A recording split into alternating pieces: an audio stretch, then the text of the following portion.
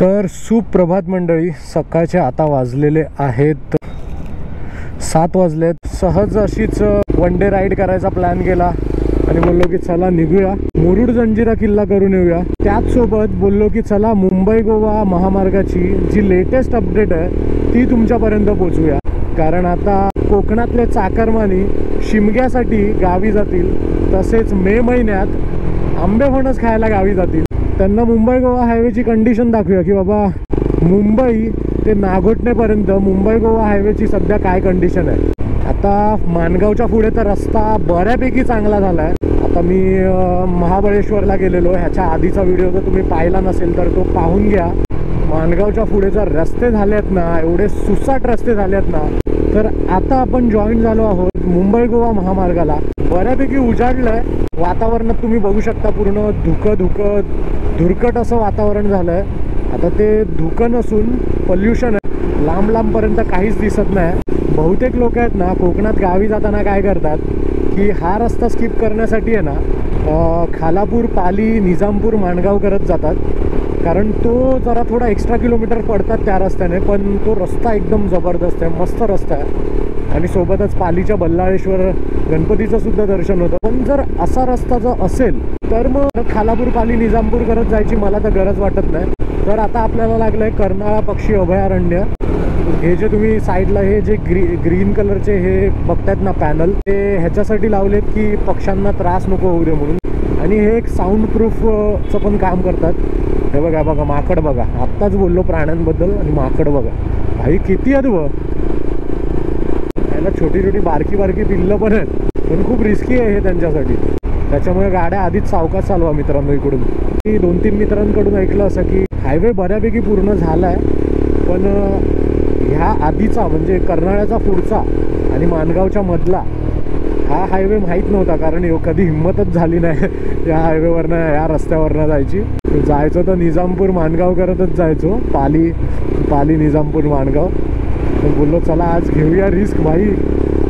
आणि ठीक आहे यार, ॲक्च्युली असं बघायला गेलं तर आपल्याला काय टेन्शन नाही, कारण आपल्याकडे आहे SD ॲडव्हेंचर भाई, ऑफ रोडिंग टूरर आहे आपल्याकडे यार, काय को डरताय भाई, कशाला घाबरतो। तर आता नुकतंच आपण हमरापूर जवळ पोचलो आहे, आणि पेण इथून आता हार्डली 5-10 मिनटावर असेल, 10-15 मिनटावरती। हमरापूर गणपतीचं माहेरघर म्हणून ओळखलं जातं। सर्व गणपतीच्या कार्यशाळा या ठिकाणीच आहेत, आणि इथूनच जे गणपतीचे मॉडेल्स आहेत, ज्या मूर्तींचे मॉडेल्स, ते आपल्या मुंबईमध्ये, पुण्यामध्ये ते पूर्ण सप्लाय होतात। वडकळचा हा जो ब्रिज झाला आहे ना, तो पण एवढा जबरदस्त ब्रिज झाला आहे ना, त्याच्यामुळे खालून जे आपण डायव्हर्जन आहे ना ते कधी आपण क्रॉस करतो ते आपल्याला समजतच नाही। हा बघा आता परत डांबराचा लागला, पण ठीक है, रास्ता चांगला है। कैसे जाओगे आप, कैसे जाओगे मतलब डांबरी से जाएंगे। हे बघा जीव काढणार वाटतं गाडीचा त्या। मला वाटलेलं थंडी असेल, पण एक्सपेक्ट केलेली तेवढी नाही आहे।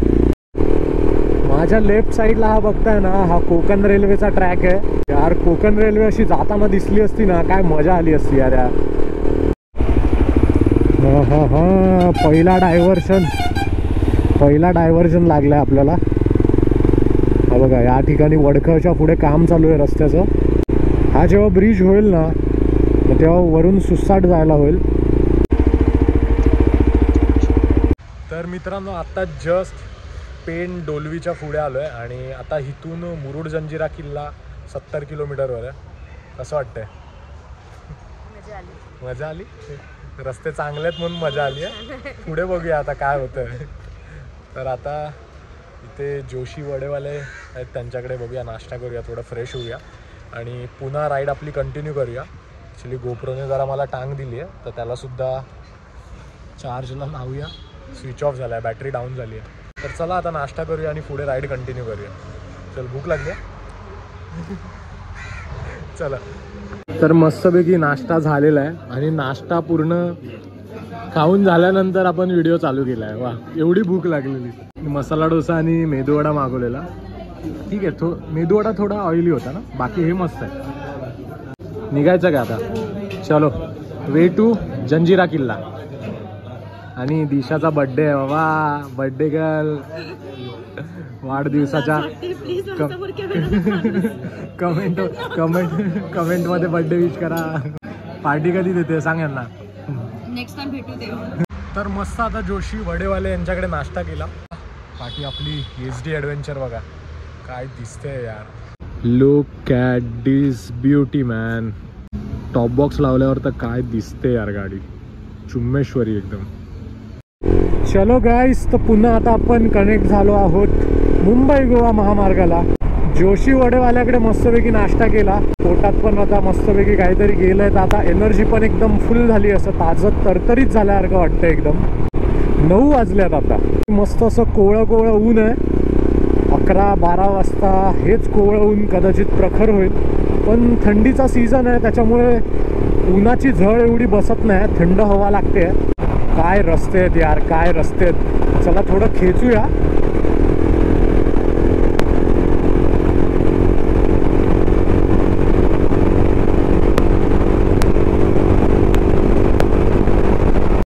तर आता डबल लेन रोडवरून आता आपण सिंगल लेन रोडला जॉईन झालो आहोत. आणि हे काय पाहतोय मी, paver block. National हायवेवरती paver block. हा बघा खड्डा बघा. सिंगल वे चालू झाला आहे. समोरून पण गाड्या येत आहेत. इथे थोडं कॉन्शियस होऊन चालवावं लागेल. ही लेन या साईडचा रस्ता बनतोय. गणपतीपर्यंत होईल का हा रस्ता, तुम्हाला काय वाटतं? जिथे जिथे रस्त्याचं काम चालू आहे ना, आणि त्याला जे पर्यायी रस्ते जे यांनी ठेवले आहेत ना, डांबरी रस्त्याचा तर पूर्ण सत्यानाशच झाला आहे. हां, पण सिमेंटचे रस्ते ना खूप चांगले बनवलेत. ये पुन्हा पेवर ब्लॉकचा रस्ता लागला आहे. पेवर ब्लॉक पण अशा लाटांसारखे झाले आहेत एकदम. समुद्रामध्ये लाटा कशा असतात. पेनच्या पुढे थोडी कंडिशन खराब आहे रोडची, आणि ती चांगली करण्यासाठी पेवर ब्लॉक चिटकवलेत नॅशनल हायवेवरती. आणि मध्ये मध्ये असे डांबराचे पॅच मारून ठेवलेत. आता थोडा पॅच, हा पॅच मस्त लागला आहे. आता बघूया हा कुठपर्यंत पॅच आहे. तर पुढे गेल्यावर अपडेट देतोच तुम्हाला. हार्डली 2 ते 2.5 किलोमीटरचा तो सिमेंटचा रस्ता कापून आता पुन्हा आपल्याला सिंगल वे लागला आहे. आणि पुढे पुन्हा मला डायव्हर्जन दिसतंय. रस्त्याचं काम तर चालू आहे, पण मध्ये मध्ये असे डायव्हर्जन आहेत. पावसात तर पूर्ण एकदम स्विमिंग पूल होत असेल इकडे. ठीक आहे, पण जेवढा एक्सपेक्ट केलेला तेवढा वाईट पॅच अजून तरी मला मिळाला नाही. म्हणजे हे मॅनेजेबल आहेत पार्ट. एवढं काय असं वाटत नाही की एकदमच खराब आहे, एकदमच पाठ दुखायला लागली. ठीक आहे. हे बघा आता पुन्हा डबल वे 2 वे चालू झाला आहे. मी जसं तुम्हाला बोललो ना, मध्ये मध्येच फक्त डायव्हर्जन आहेत. आणि ते डायव्हर्जनच फक्त काम चालू आहे त्याच्यामुळे डायव्हर्जन आहेत. पण जेव्हा ते काम पूर्ण होईल तेव्हा अखंड रस्ता हा असा सिमेंटचा होऊन जाईल. आणि मजा येईल मग गाडी चालवायला यार. आता बघा ना, मी मस्त एक हात सोडून 70-80ला क्रूज करतोय बघा.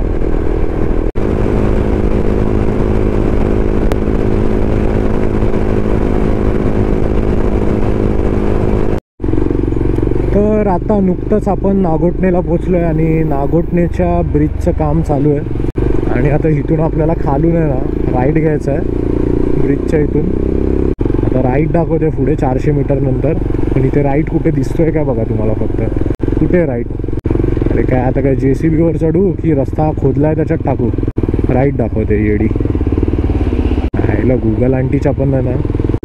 चला तर आता मुंबई गोवा हायवेला आपण बाय बाय करूया.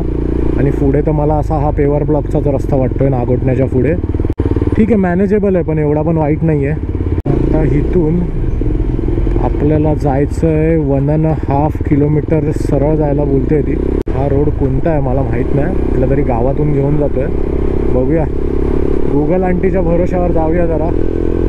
फक्त तोंडावर पाडू नको गुगल आंटी, बस, बाकी काय नाही. आता हा कोणता तरी घाट लागला आहे. एवढा मस्त घाट आहे ना हा. आणि रोहा इथून मला 13 किलोमीटर दाखवत आहे. हे बघ हे बघ हे बघ.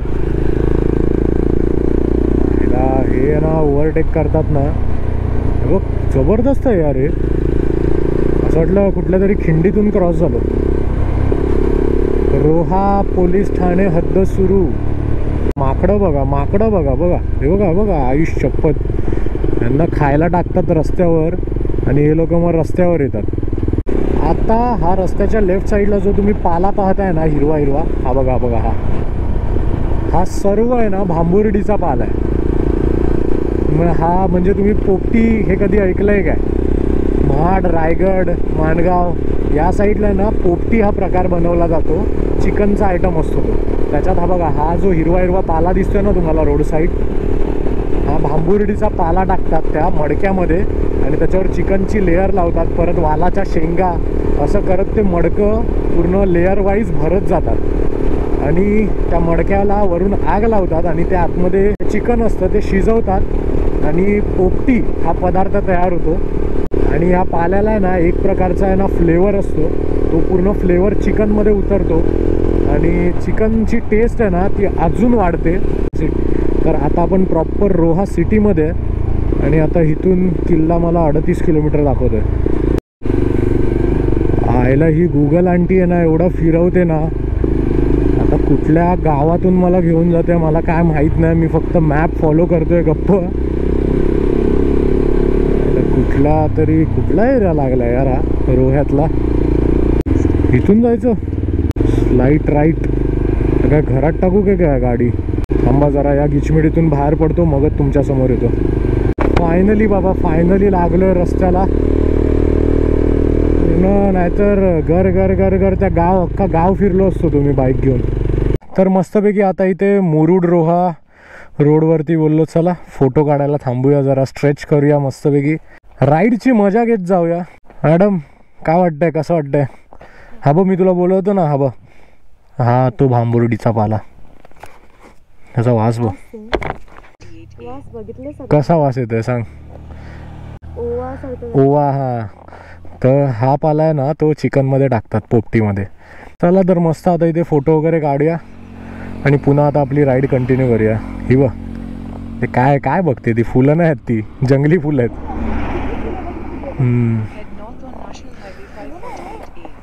काय बोलते? फुलं काय ते रानटी झाड आहे कोणतं तरी. हो मग चला तर आता मस्तपैकी फोटोज व्हिडिओज काढून झाले या ठिकाणी. मस्त फोटो आले इकडे, लोकेशन मस्त आहे, रस्ता पाटी दिसतोय पूर्ण असा आणि तिथे सेफ साईडला थांबायला सुद्धा जागा होती.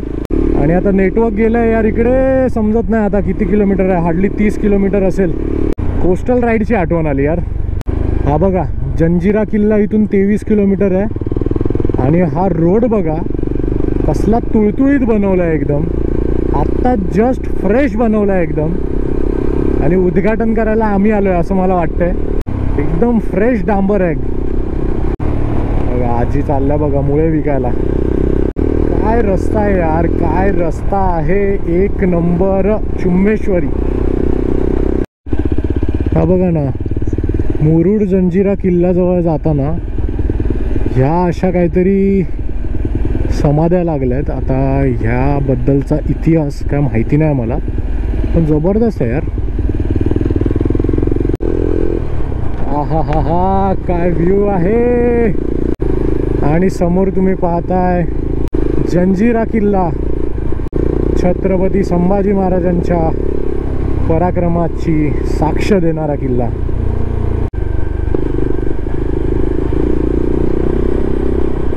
तिकडे फेरी बोटला किती जण वेटिंगला आहेत बघा. ह्या कसल्या पावत्या फाडतायत. राजपुरी गावात आपण पोचलेलो आहोत, म्हणजेच जंजिरा किल्ल्याजवळील गावाजवळ आपण पोचलेलो आहोत. किल्ले जंजिरा एक अभेद्य आणि अजिंक्य असा किल्ला. स्वतः शिवरायांना आणि शंभूराजांनाही हा किल्ला घेण्यात यश आले नाही. सर्वात पहिला राम पाटील यांनी या ठिकाणी मेढेकोट उभारला होता, पण त्यांची धोक्याने हत्या करून नंतर सिद्धी अंबरने हा किल्ला अजिंक्य ठेवला. किल्ल्यावरून बोटीतून जायला 100 रुपयाचे तिकीट काढावे लागते. जर शनिवार आणि रविवार पकडून जर तुम्ही जात असाल तर प्रचंड गर्दी या ठिकाणी तुम्हाला पाहायला मिळेल.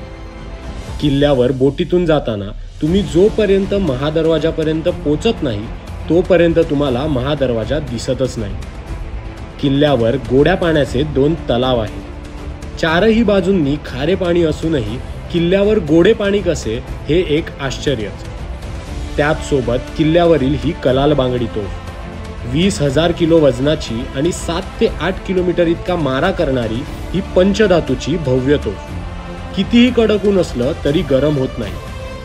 छत्रपती संभाजी महाराजांनी स्वतः सागरी सेतू बांधून हा किल्ला शर्तीने लढवला होता. आक्रमण इतके जोरदार होते की सिद्ध्याची पार वाटच लावली होती. पण त्याच वेळी रायगडावर औरंगजेबाने हल्ला केला. त्यामुळे हा किल्ला तसाच सोडून शंभूराजांना रायगडाच्या दिशेने परतावे लागले. शिवरायांनी 5 ते 6 किलोमीटर अंतरावर सिद्धीला जरब बसवण्यासाठी पद्मदुर्ग उभारला होता. म्हणून बोलतात ना, पद्मदुर्ग उभारून राजपुरी म्हणजेच जंजिराच्या उरावरी दुसरी राजपुरी उभी केली. जंजिरा किल्ला जरी अजिंक्य असला तरी शंभूराजांचा दरारा या ठिकाणी गेल्यावर नक्कीच आठवतो. तर मित्रांनो, फायनली जंजिरा किल्ला आपला पाहून झाला आणि बोललो चला रोह्यामधूनच जाणार आहे. तर आपला भाऊ आहे शुभम खेरिवले. आता तुम्ही तर याला पाहिलाच असाल. आणि त्याच्यासोबत आहे जय खेरिवले आणि इथे दिशा आहे. तर दिशाचा बर्थडे इथे सेलिब्रेट केला. थोडा असा मस्त मजा, फुल एकदम वातावरण आणि इकडचं जे ॲम्बियन्स आहे ना, भावाने हॉटेल आपल्याला सजेस्ट केलं. काय I love R26 जबरदस्त. भाई भाऊ आपला रील स्टार आहे रोह्याचा. बाबा त्याचे व्हिडिओज बघा. शुभम खेरिवले तुम्ही तर बघितलाच असाल यार. बाबा 1 लाख झाले आहेत. 1 लाख स्पेशल काहीतरी होऊन जाऊ दे रोह्यामध्ये. फुर्सतमध्ये येऊया, बसूया म्हणजे जेवायला. तर हा व्हिडिओ मित्रांनो तुम्हाला कसा वाटला कमेंट बॉक्समध्ये कमेंट करून तुम्ही सांगा. आणि व्हिडिओ जर तुम्हाला आवडला असेल तर नक्कीच व्हिडिओला लाईक करा, शेअर करा, सबस्क्राईब करा. आता मस्तपैकी भावांबरोबर आपण वाईब एन्जॉय करूया, जेवूया आणि पुन्हा मुंबईला निघूया. मुंबईला जायचं आहे ना, इथेच बसायचं आहे. चला भेटूया मग.